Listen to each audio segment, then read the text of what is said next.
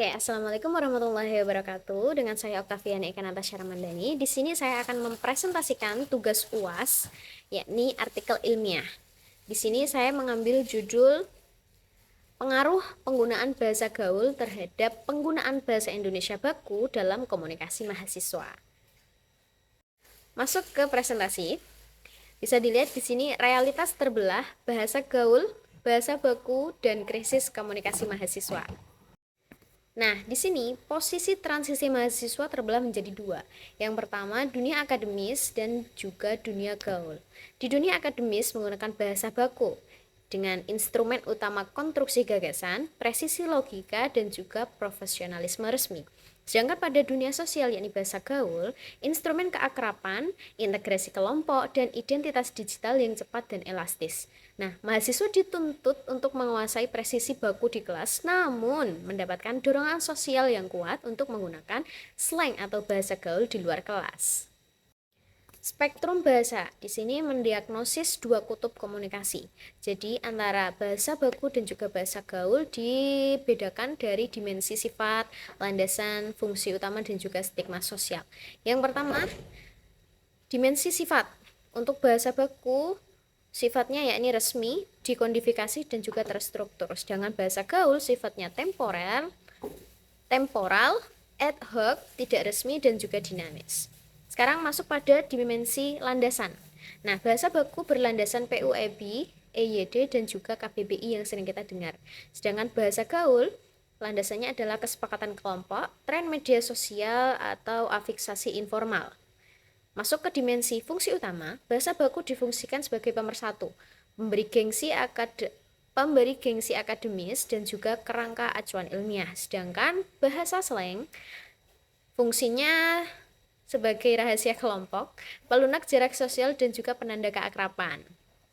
Lalu pada dimensi stigma sosial, bahasa baku stigmanya adalah jika dipakai informal itu dianggap kaku, sok ilmiah, dan juga ada gap berjarak. Jadi tidak akrab-akrab sekali karena dianggap terlalu kaku. Sedangkan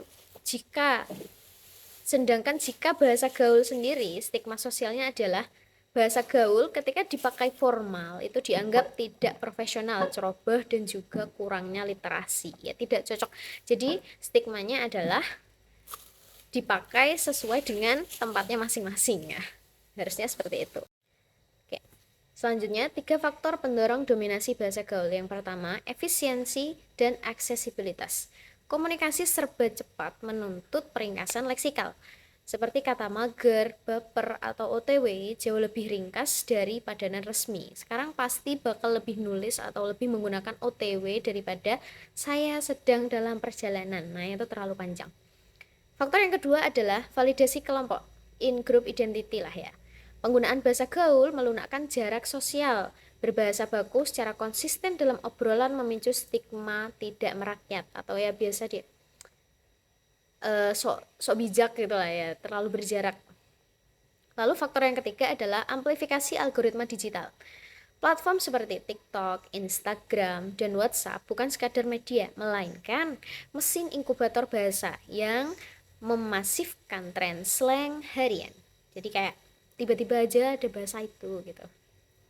Selanjutnya di sini kita berada pada titik bentur fenomena interferensi linguistik. Intervensi linguistik sendiri adalah masuknya kaidah satu ragam bahasa yang merusak tatanan kaidah bahasa lain akibat keterbiasaan penuturan di kehidupan sehari-hari. Nah, kebiasaan intensif di ranah informal kini merembes tanpa sadar ke dalam makalah, preferensi, dan korespondensi resmi mahasiswa. Jadi paling bakal lebih banyak kata-kata yang masuk ke bahasa resmi tanpa kita sadari. Selanjutnya adalah anatomi interferensi. Nah, di sini kita ada 3 level degradasi akademis. Yang pertama, fonologi dan ortografi, bisa disebut ejaan. Kelalaian ortografi akibat pola ketik instan, penghilangan vokal singkat non-standar seperti yang seharusnya YANG menjadi YG atau yang lain-lain, dan generalisasi preposisi. Lalu, level kedua yaitu leksikal atau pilihan kata. Penyempitan variasi kosakata baku. Verba transitif resmi tergantikan oleh kata kerja generatif dari obrolan hariannya. Seperti tadi, saya sedang dalam perjalanan, have disingkat menjadi OTW.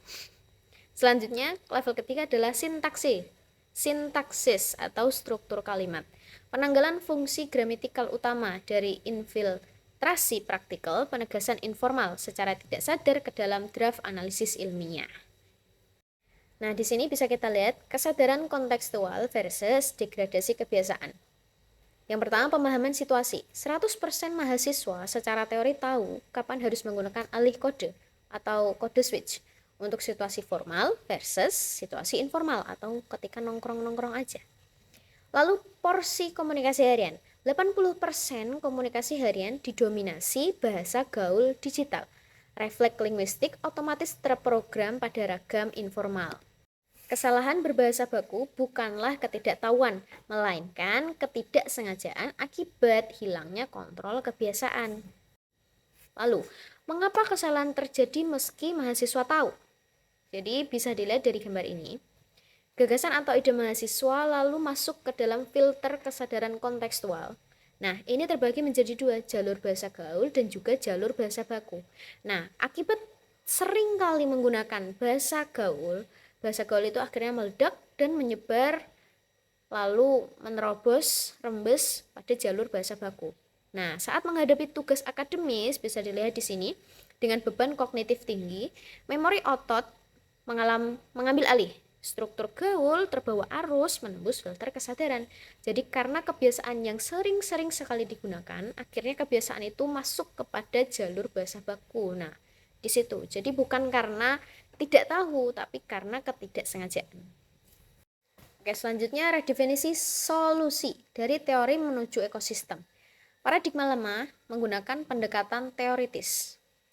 Fokus pada hafalan tata bahasa, ejaan, dan perbaikan di ruang kelas saja. Ini gagal. Tidak mampu melawan 80% habituasi bahasa gaul di luar kelas. Lalu paradigma baru menggunakan pendekatan ekologis. Fokus pada pembiasaan ekosistem, menciptakan ruang di mana bahasa baku digunakan secara alami dan konsisten. Ini berhasil, yakni mengkalibrasi ulang refleks dan memori otot mahasiswa. Jadi kalau dengan paradigma baru ini kita membiasakan mahasiswa menggunakan bahasa baku. Nah, ini bakal berhasil karena bakal menciptakan ruang di mana bahasa baku itu digunakan secara alami dan konsisten. Oke.